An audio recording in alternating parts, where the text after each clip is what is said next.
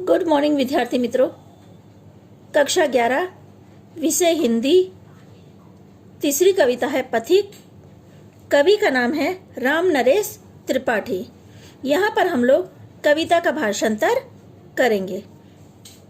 प्रतिक्षण नूतन वेश बनाकर रंग बिरंग निराला रवि के सम्मुख थिरक रही है नभ में वारिद माला।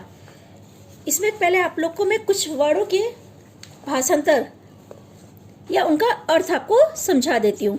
प्रतिक्षण यानी हर क्षण, नूतन यानी नया नया, रवि यानी सूरज होता है, वारिद माला यानी गिरती हुई वर्षा की लड़ियां।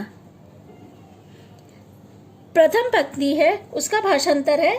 यहाँ पे कवि जो है वो हमें बता रहे हैं जो प्रकृति में बादल नए नए रूप धारण करते हैं उनका वर्णन हमारे सामने करते हुए कह रहे हैं कि हर पल या प्रति क्षण नया नया रूप धारण करके जो बहुत ही निराला और रंग बिरंगी है। आगे कह रहे हैं वो दूसरी लिटी का भाषांतर है। रवि के सम्मुख थिरक रही है यानी रवि के सामने थिरकती हुई नजर आती है। आभ, नभ यानी आभा, आकाश में से वर्षा की बूंदों की झड़ी। प्रतिक्षण नया नया वेश बनाकर रंग बिरंगी रूपों में बादल नजर आते हैं और रवि के सामने थिरकती हुई नजर आती हैं आकाश में से वर्षा की बूंदों की झड़ी। नीचे नील समुद्र मनोहर, ऊपर नील गगन है, घन पर बैठ बीच में विचरू यही चाहता मन है। मनोहर यानी मन को हरने वाला, घन यानी बादल, विचरू यानी विचरण करूं। नीचे नील समुद्र यानी नीचे नीला समुद्र है और ऊपर नीला आकाश है। ऐसे मनोहर दृश्य को देखकर पथिक कह रहे हैं कि मेरा इच्छा हो रही है कि मैं बादल पर बैठकर धरती यानी जो समुद्र है और नीला आकाश है उसके बीच में विचर सकूं या भ्रमण कर सकूं। रत्नाकर गर्जन करता है, मलिया नील बहता है, हरदम यह हौसला हृदय में प्रिय भरा रहता है। यहाँ पर कवि समुद्र की महिमा का वर्णन करते हैं और अपनी प्रिय यानी अपनी पत्नी को संबोधित करते हुए कहते हैं कि सागर जो गर्जना कर रहा है और मलय पर्वत की तरफ से जो सुगंधित हवा आ रही है उससे मन में ऐसे वातावरण को देखकर हृदय में हौसला उमड़ रहा है कि इस विशाल विस्तृत महिमामय रत्नाकर के घर के कोने कोने में लहरों पर बैठ फिरूं जी भर के। यानी वो आगे कह रहे हैं इस विशाल विस्तृत यानी जो फैला हुआ है महान, और रत्नाकर यानी मैंने आपको बताया था सागर के घर के कोने कोने में यानी हर जगह पर मैं लहरों पर बैठ के फिरूं यही मेरा जी चाहता है। ये चारों पंक्तियों का मैं आपको एक बार बताती हूँ। पहली पंक्ति में है कि सागर गर्जना कर रहा है और मलय पर्वत की ओर से आने वाली सुगंधित हवा उत्साह से भरी हुई है। वह अपनी प्रिय यानी पत्नी को संबोधित करते हुए कहते हैं कि मेरे हृदय में ऐसा हौसला भर रहा है कि मैं विशाल विस्तृत महान सागर के घर के कोने कोने में लहरों पर बैठकर फिरूं जी भर के। तीसरा पैराग्राफ है। निकल रहा है जल निधि तल पर दिनकर बिंब अधूरा, कमला के कंचन मंदिर का मानो कांत कंगूरा। यहाँ बिंब यानी बिंदु होता है। बिंदु का अर्थ बिंब होता है। कमला यहाँ माता लक्ष्मी के लिए लिया है। कंचन यानी सोना, और कंगूरा यानी गुदुम्बा, जो मंदिर के ऊपर का गोल भाग होता है उसे गुदुम्ब कहते हैं। तो यहाँ पे बोल रहे हैं, जो कवि है वो कह रहे हैं कि समुद्र के पीछे से, जल निधि तल यानी समुद्र के पीछे से जो सूरज निकल रहा है, उस सूरज का अर्धा बिंब दिखाई दे रहा है। यहाँ अधूरा शब्द लिया है, यानी अर्धा बिंब दिखाई दे रहा है।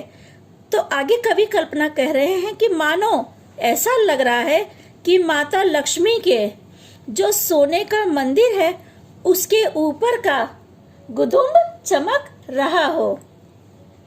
लाने को निज पुण्य भूमि पर लक्ष्मी की असवारी, रत्नाकर ने निर्मित कर दी स्वर्ण सड़क अति प्यारी। आगे वो कह रहे हैं, जैसे ऊपर पंक्ति में बताया कि माता लक्ष्मी के मंदिर का ऊपर का गुदुम्ब चमक रहा हो, तो आगे वो बता रहे हैं कि उनकी सवारी को इस पुण्य भूमि पर लाने के लिए रत्नाकर यानी समुद्र ने निर्मित कर दिया, यानी निर्माण कर दिया है स्वर्ण रूपी सड़क का। इन चारों का मैं एक बार आपको फिर से भाषांतर समझा रही हूँ।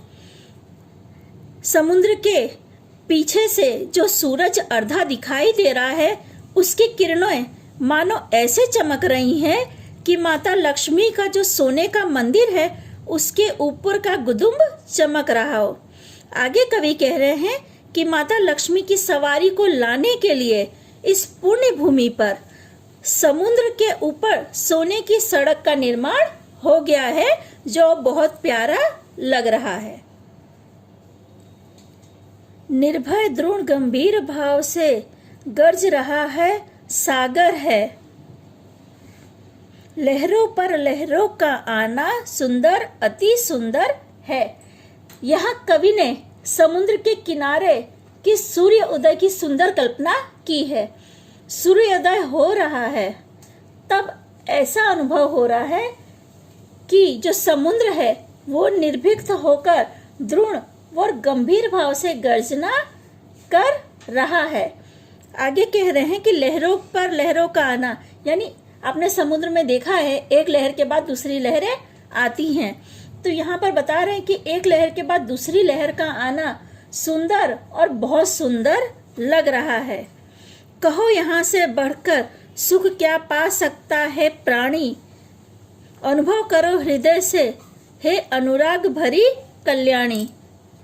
आगे वो अपनी प्रिय से प्रश्न करते हुए पूछ रहे हैं कि बताओ इतना सुंदर दृश्य क्या प्राणी और कहीं देख सकता है। प्राणी यानी मनुष्य के लिए लिया है। क्या मनुष्य इससे सुंदर दृश्य और कहीं देख सकता है।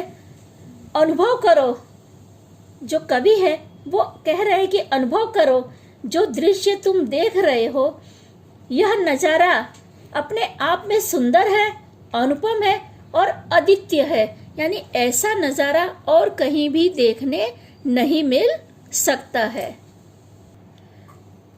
ये चारों पैराग्राफ का बेटा मैं आप लोग को एक बार फिर से भाषांतर एक एक लिटी का समझा दे रही हूँ। प्रथम पंक्ति में कवि बादलों का सुंदर वर्णन करते हुए कह रहे हैं कि जो हर पल नया नया वेश धारण करके रंग बिरंगी निराले लग रहे हैं, और नभ में जो वारिदमाला यानी बरसात की बूंदें गिर रही हैं, वह सूरज के सामने थिरकती हुई नजर आ रही है। नीचे नीला समुद्र है और ऊपर नीला आकाश है, ऐसा मनोहर दृश्य है। फिर कवि कह रहे हैं कि मेरी इच्छा है कि मैं बादल पर बैठकर समुद्र और ऊपर जो आकाश है नीला, उसके बीच में विचरण कर सकूं। आगे कहते हैं, यहाँ पे समुद्र की महिमा का वर्णन कर रहे हैं कि जो सागर गर्जना कर रहा है और मलय पर्वत की तरफ से आने वाली सुगंधित हवा मन में उत्साह उत्पन्न कर रही हैं, तो वो अपनी प्रिय को संबोधित करते यानी अपनी पत्नी को संबोधित करते हुए कहते हैं कि ये हवा मुझे अंदर से हौसला दे रही है कि इस विशाल विस्तृत और महान सागर के घर के कोने कोने पे मैं लहरों के ऊपर बैठकर जी भर के घूम सकूं। यहाँ पे कवि जो है सूर्य उदय की सुंदर कल्पना कर रहे हैं। तीसरे में यानी सूर्य उदय होता है और समुद्र के पीछे से जो अर्धा सूरज दिख रहा है उसकी रोशनी मानो ऐसा लग रहा है कि लक्ष्मी माता का जो मंदिर का ऊपर का गुदुम्ब है, यानी सोने का जो मंदिर है उसका गुदुम्ब चमक रहा है। आगे कवि बता रहे हैं कि इस पुण्य भूमि के ऊपर लक्ष्मी जी की सवारी लाने के लिए सागर ने स्वर्ण रूपी सड़क निर्मित कर दी है, क्योंकि सूरज की जो किरणें समुद्र की लहरों पर पड़ती हैं तो वो सोने का अनुभव करवाती हैं। इसलिए यहाँ पे लेखक ने कल्पना की है कि ऐसा महसूस हो रहा है कि समुद्र के ऊपर सोने की सड़क का निर्माण हो गया है। निर्भय, दृढ़ और गंभीर भाव से सागर गर्जन कर रहा है। लहरों पर लहरों का आना बहुत सुंदर और अधिक सुंदर लग रहा है। आगे वो अपनी पत्नी को संबोधित करके कह रहे हैं कि तुम बताओ कि यहाँ से सुंदर दृश्य क्या कहीं और देखने मिल सकता है।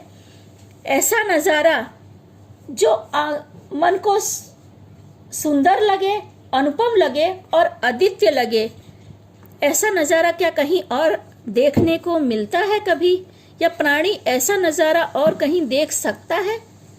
ठीक है विद्यार्थी मित्रों, अभी भाषांतर यहीं रोकते हैं। आगे के पैराग्राफ का अगले वीडियो में चर्चा करेंगे।